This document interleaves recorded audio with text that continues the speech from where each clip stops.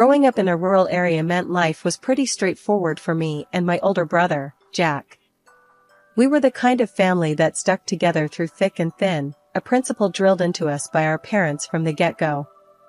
Our home wasn't much to look at, a modest farmhouse with peeling paint and creaky floorboards, but it was filled with love and laughter, making it a sanctuary for both of us. Our dad was a man of few words, preferring to let his actions speak for him. He worked the fields from dawn till dusk, his hands as rough as the soil he tended to. Mom, on the other hand, was the heart of our home. Her laughter was infectious, and she had a way of making even the simplest meals taste like gourmet feasts. Jack was always the competitive one, always aiming to be first, whether it was reaching the dinner table or finishing chores. "Beat ya again, sis," he'd boast, a wide grin plastered on his face, his eyes twinkling with mischief. "Only 'cause you cheat," I'd retort, my hands on my hips, trying to look annoyed but failing miserably. We'd bicker back and forth, but it was all in good fun. School was a mixed bag for us. I loved the learning, soaking up knowledge like a sponge, while Jack was more interested in anything that didn't involve sitting still for too long. It was during these formative years that I realized I wanted something different for myself. I loved our home, but I yearned to see what was beyond the fields and fences that made up our world. College was my ticket out, a chance to explore and grow. When the acceptance letter arrived, it was a moment of mixed emotions.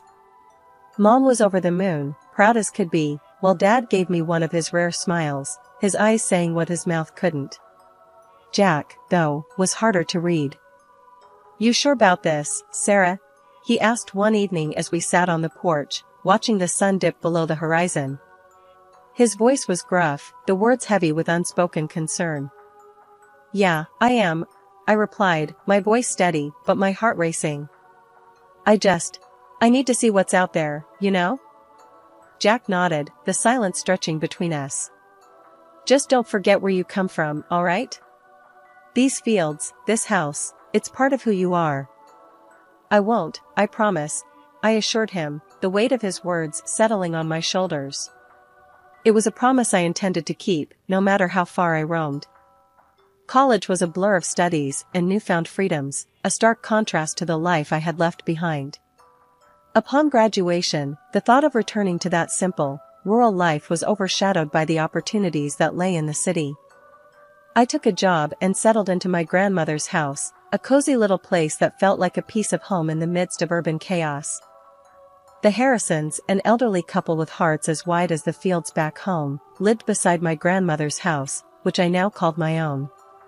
Their granddaughter, Lily, lived with them, a city girl through and through, her world seemingly a universe apart from mine. Jack and Lily's whirlwind romance caught us all off guard, especially me. I wanted to be happy for them, really, I did. But Lily and I, we mixed like oil and water from the get-go. One evening, during a family dinner I hosted at my grandmother's house, the tension reached a boiling point. I had spent hours preparing the meal, eager to bring a piece of home to the city. The table was set, the food laid out, a feast by any standard, or so I thought. "What is this?"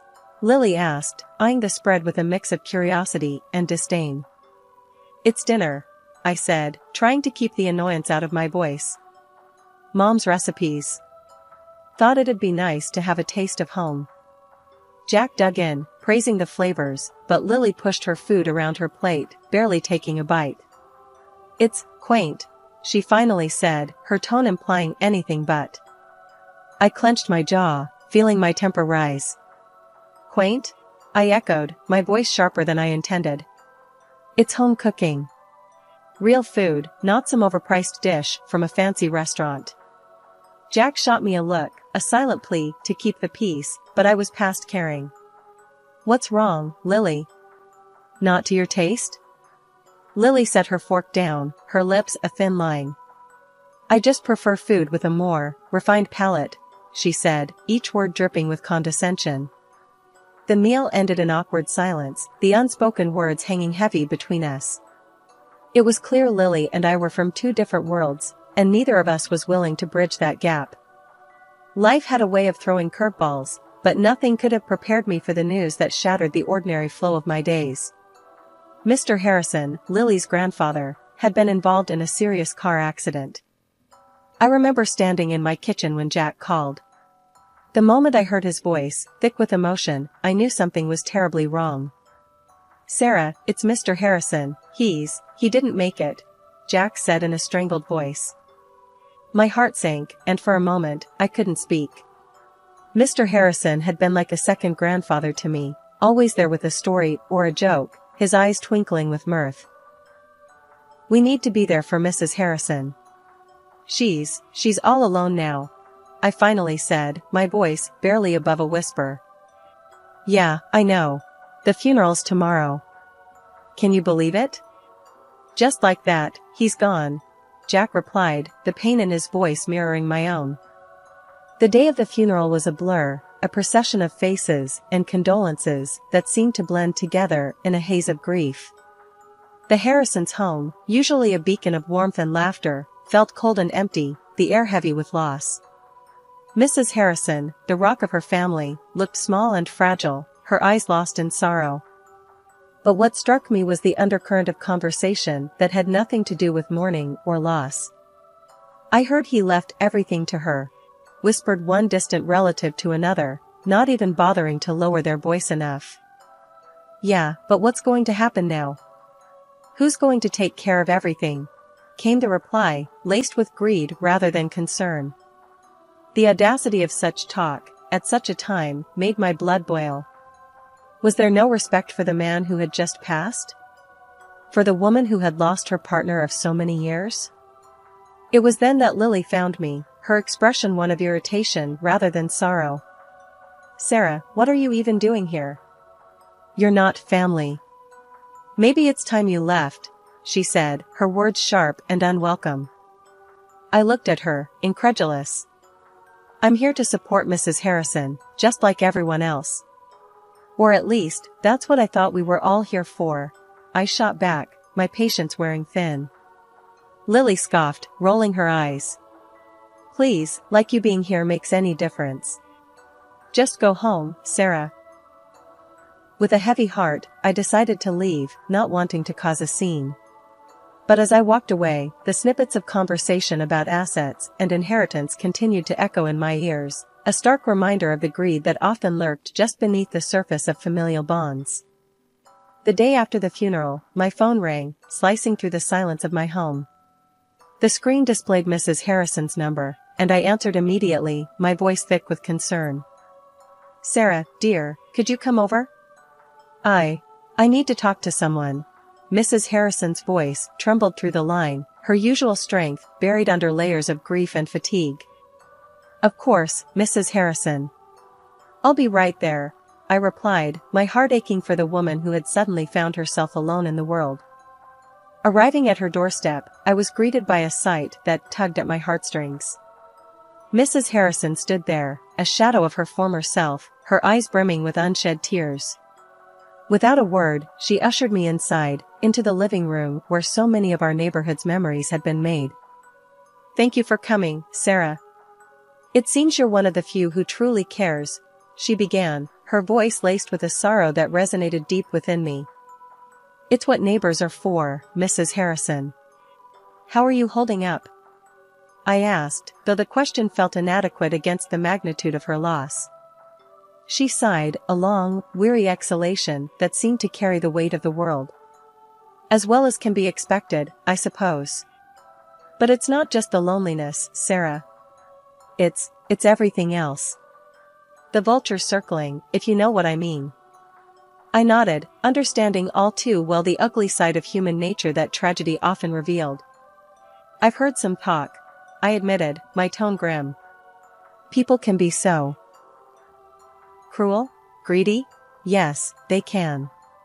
And they are," Mrs. Harrison cut in, her words sharp with a bitterness that surprised me. "But that's not why I asked you here." She paused, gathering her thoughts, and when she continued, her voice was steadier, imbued with a resolve that belied her frail appearance. "My husband left everything to me, Sarah. The house, the savings, everything. And now, everyone's got their eyes on what they think they're owed. I reached out, placing a comforting hand over hers. But you're right, Mrs. Harrison. He wanted you to have it. Yes, he did. And I intend to honor his wishes. But, Sarah, there's something else. She hesitated, her gaze locking with mine, a silent plea for understanding. I need someone I can trust, someone outside this madness. And I think that's you. Before I could respond, the sound of the front door slamming echoed through the house, and footsteps approached. Lily appeared in the doorway, her eyes narrowing as they landed on me. What are you doing here? She demanded, her tone as cold as ice.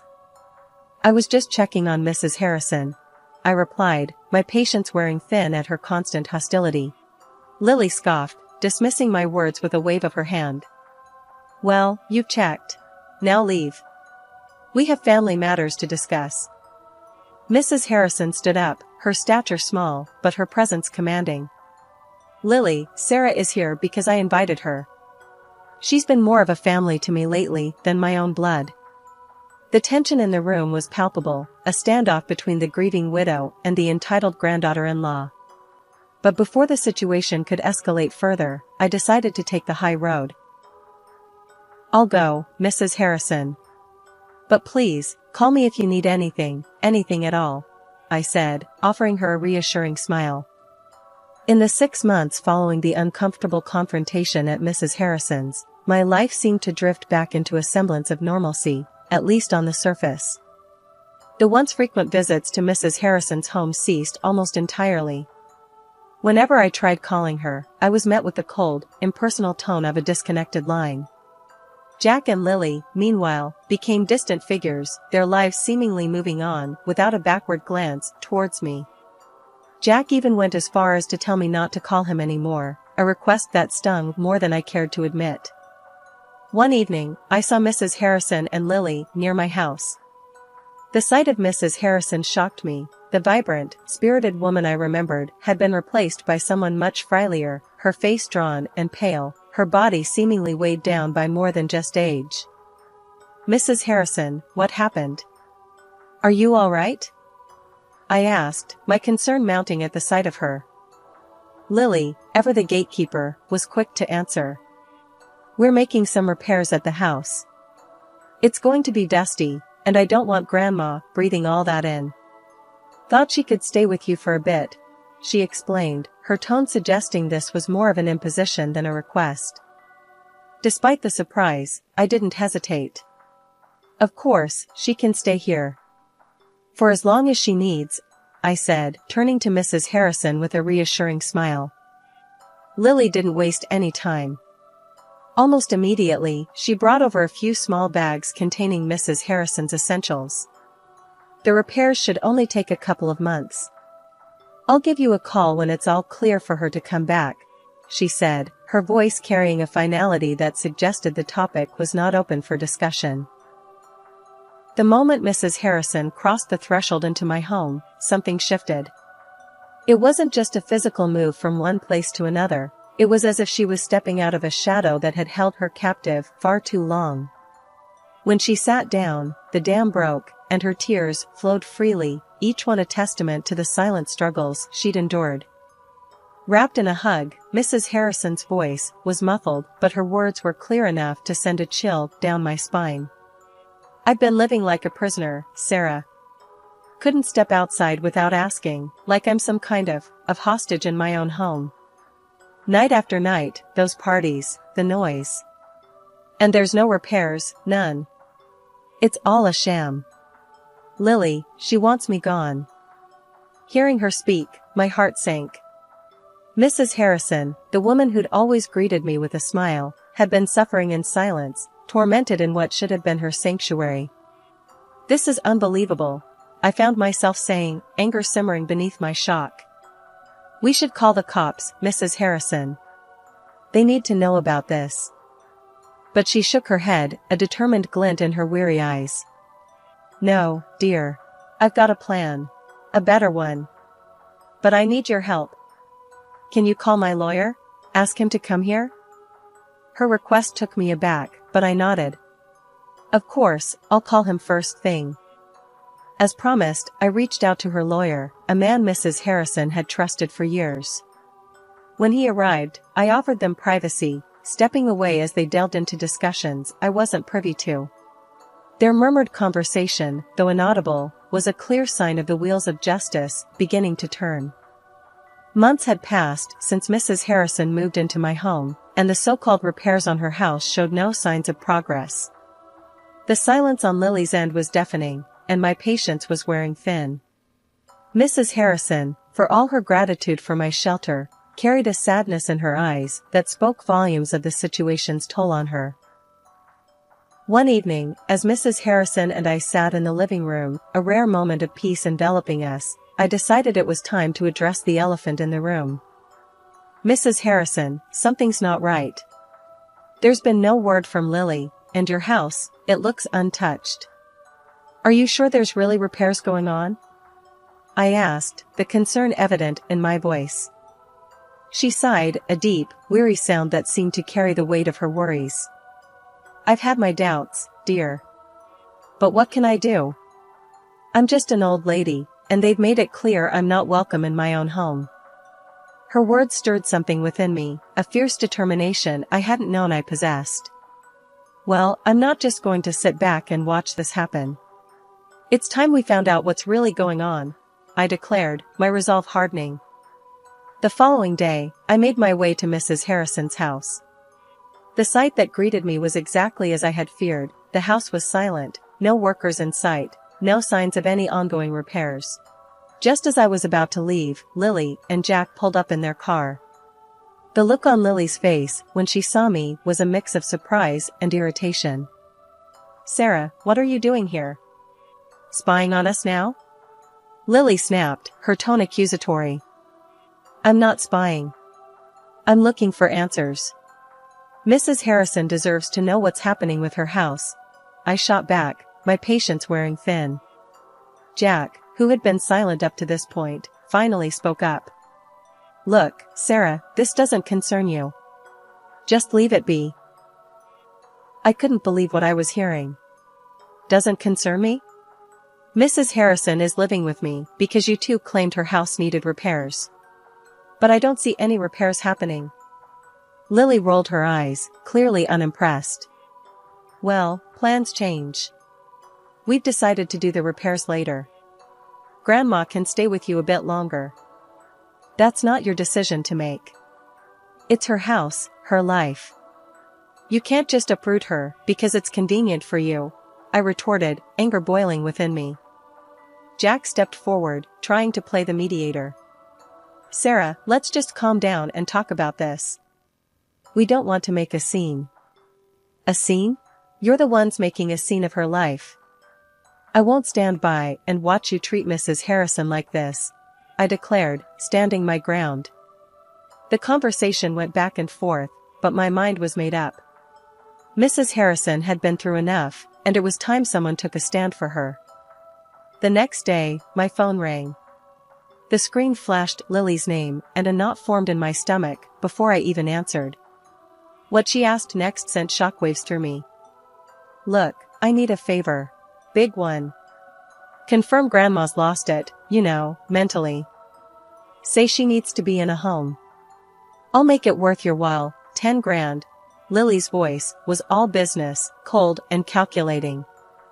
I felt my blood boil. Are you out of your mind?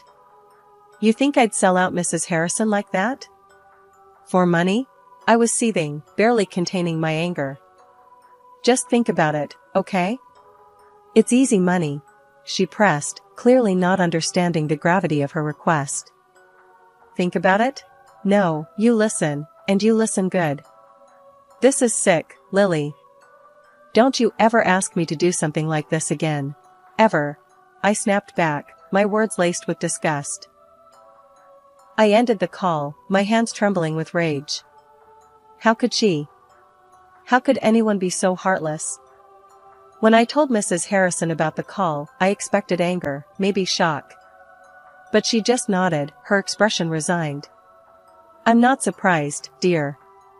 It's been clear to me for a while now. They see me as nothing more than an inconvenience.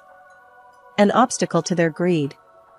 Her calmness in the face of such betrayal was both heartbreaking and infuriating.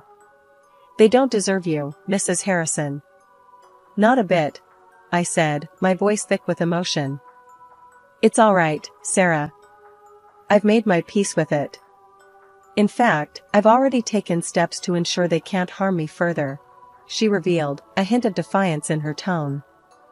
What do you mean? I asked, curious despite the heaviness in my heart. I've transferred everything, my house, my savings, all of it, to you. Left just enough for myself to cover a stay in a nice nursing home, one that I picked out. But after what Lily just tried to pull. Maybe I rushed that decision, she explained, her eyes searching mine for understanding. I was floored. Mrs. Harrison, why me? You barely know me. Because you showed me kindness when they showed me greed. You offered me a home when they tried to take mine away. You're my family now, Sarah, in every way that matters, she said, her voice steady and sincere. The weight of her words, of her trust, was overwhelming. You don't have to go to any home, not if you don't want to. Stay here, with me. We'll figure this out together, I offered, more determined than ever to protect her. Mrs. Harrison smiled, a genuine smile that reached her eyes. I'd like that very much, dear. Thank you. The day Mrs. Harrison asked me to gather all her relatives at the lawyer's office, I knew we were on the cusp of a seismic shift. I sent out the invitations, including to my brother, Jack, and his wife, Lily, whose actions had precipitated this whole affair.